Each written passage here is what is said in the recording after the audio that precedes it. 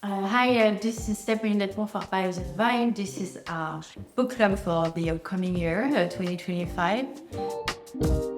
I made a selection of books I've read in English, so today I will speak to you in English. Big theme of this episode is really to give you the keys, the leverage to help you make your ideas, project, desires a reality. I hope you'll have a beautiful, creative, graceful, joyful new year, and let's begin.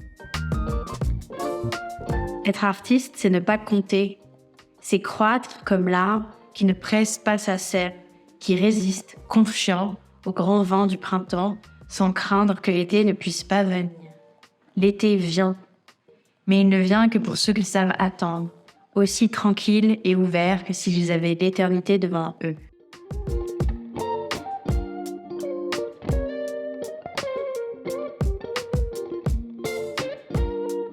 It's true that when you would like to bring a project or an idea to life, there is always fear that comes along and you feel unworthy of showing this project to the world. The first book I like on creativity to help you really move forward and bring your ideas, your project in the world is Gilbert, Big Magic. For me, she's a living example of how you can embody your creativity. She's very bold. She also gives you a lot of advice. What she says is very interesting, is that for her, creativity is about magic. You meet someday an idea, and then when you accept to take on this big idea and make it a reality, you have the responsibility to put the effort, the time to make it real, to make it happen. And so I like her approach to see creativity as a dance between a human and an idea. It's like a co-creation with the two of them, and they are trying to work together. One time, she had a big idea. It's a story unfolding in Brazil, in the Amazonian forest. She didn't really nurture this idea. She put it aside for a bit because she had other priorities at the time. So tells you that sometimes when you don't nurture your big idea, it will go and visit someone else, another human. What an idea wants is that it wants to be seen. It's like, she says, it's like ideas are in the etheric world, and to be embodied on earth, they need like a human mind, body to really incarnate it. Our work is to make it happen by investing our face, our time, our energy into it. So I always think of that when I want to bring to life my project. Book I adore is Untamed. Sometimes I have ideas and I get very excited about it, and I will seek for approval the next minute I receive the big idea. For me, receiving an idea is really like the thunder. It gives you an electricity and energy you didn't have prior to receiving it. So sometimes you would just like to share it and say, hey, what do you think?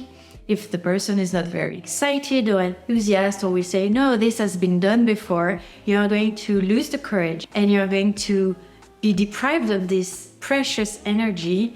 And sometimes you're going to say, yes, no, it's not worth it. Untamed is about us caging ourselves by trying to be too nice or trying to stay where we are. It talks about you and your project or your ideas as an island. Sometimes you have to get on your island in this phase of solitude. You have to be face to face with your idea, your project, and really try to protect it. And being on an island is that you don't show it to people. You also protect it from the outside world, because it's like when you get pregnant inside of you and it takes 9 months. You have to protect the incubation, the incubation process. So you have to isolate you from the outside. So when you start the new year, you have all these things you like to bring to the world. And I like to think about this as your inner garden. Your ideas are like seeds of future flowers or future trees that you have to water them with your face, also with your confidence. I always try to protect all of my flowers and trees. I know I'm responsible for them, and I try to protect them from the outside world and sometimes my own self-sabotage tendencies. And for me, sometimes when you don't have the energy, that's why I always get back to books, because books with their essence, they will give me, even if it's just a quote or a paragraph or just an idea, I know it will nurture my long-term desires and projects. It will water my inner garden. And when my inner garden will be blossoming and flowering, I will unveil it and make it like an outer garden. When the new energy of the new year is coming, I always get back to Spinoza. So he's a philosopher. He can be seen by people as a bit hermetic or hard to understand. He's written a book called Ethics, and to be honest, it's not an easy book to read. Try to read this book with this in mind. Spinoza is trying to help you live your life in a more graceful and joyful manner. His simple and yet very profound and powerful idea is that jealousy, envy, doubt, it's a panel of emotion that will simply put you down. Then you have passion joyeuse. It's joyful passions, joyful emotions, faith, inspiration, confidence. And those are emotions that really amplify your existence. You have two choices: amplifying those negative passions and thoughts, and amplifying the best. To make it more palatable is that, or you're going to see the glass half empty or half full. You have to make your choice. And the last thing Spinoza says, and I think is very encouraging, is that joyful emotions are stronger than sad emotions. Meaning, if for instance you feel like you're in a mood where you see the glass empty or you just envy someone, you can transmute that and say, no, this is not envy, this is inspiration. I always love manifesting book. I think it's such a trend. We love to learn how to manifest things, attract things, to make the law of attraction work. I've read dozens of books on the subject, and recently I read this book, The Last Attraction Book You Will Ever Read, from Kapp. And what I liked about this book is that we all know the principle of attraction, right?